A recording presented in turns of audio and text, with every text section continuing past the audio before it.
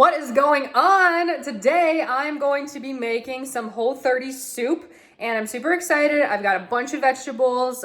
We've got some broth back there and we're just gonna throw everything into the Instant Pot and it's gonna be quick, easy, and it's gonna give us enough food for days.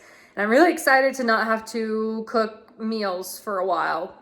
Cooking is fun and I love it, but it's also nice to sometimes just have like a week where you have everything ready. So we're gonna go into our first full week. It's day 4 of the Whole30, but it's gonna be like the next 7 days. We're gonna have all this food ready and it's gonna be amazing. It's gonna be delicious. So stay tuned. Let's cook some soup.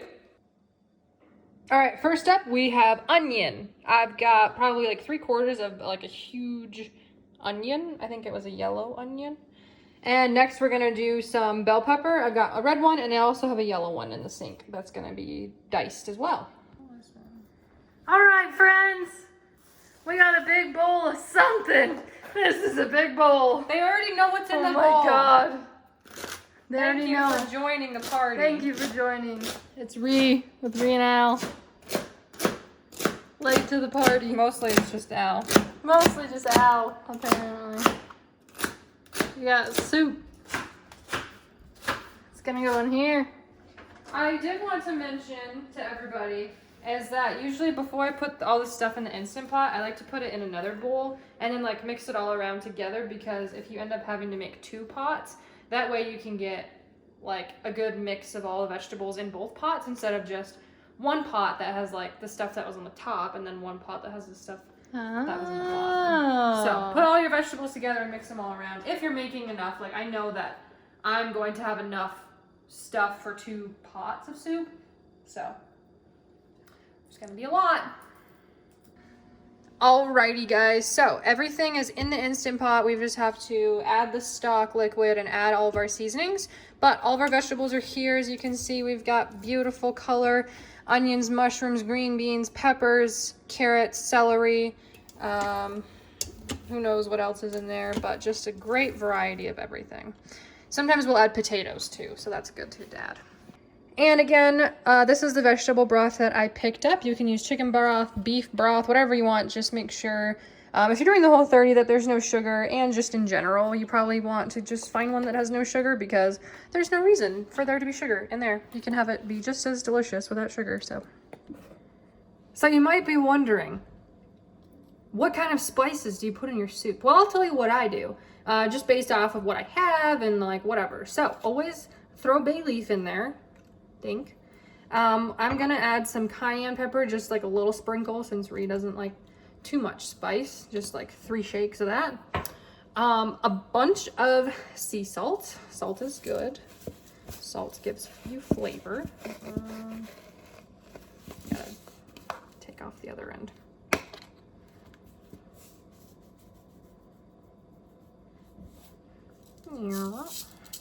Remember, when you're seasoning your soup, you're seasoning an entire pot of soup. You're not just seasoning 1 serving. So if you're like, oh my God, that's so much salt or pepper, whatever, just remember that you're making an entire pot, and this is probably gonna make like 12 bowls of soup.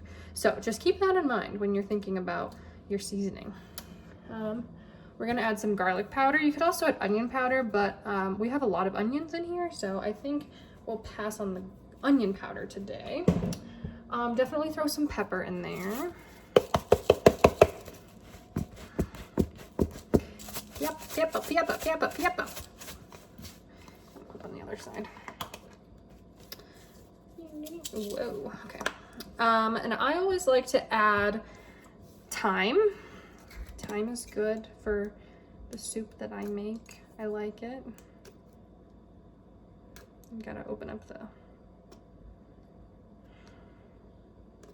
big hole. Ding. Good. And then I also have this like poultry seasoning. I don't even know what's in it, but it's good. And so it kind of gives like, you know, like that like chicken noodle soupy kind of flavor, but not really like that. But like I like to put poultry seasoning in. It's just like, it's like a good blend, and it's like a good mix. Yeah, and even if you're not eating meat, it kind of gives it that like chickeny kind of flavor, because it's like, just because I don't eat meat, like I like meat and I like the flavor, and you know, whatever, and chicken soup and whatever is all good. So it kind of gives you that flavor, which is good. And whether or not you add meat to this soup is irrelevant. And so I'm just gonna stir it up a little bit, probably use something better than a plastic fork, but that's okay.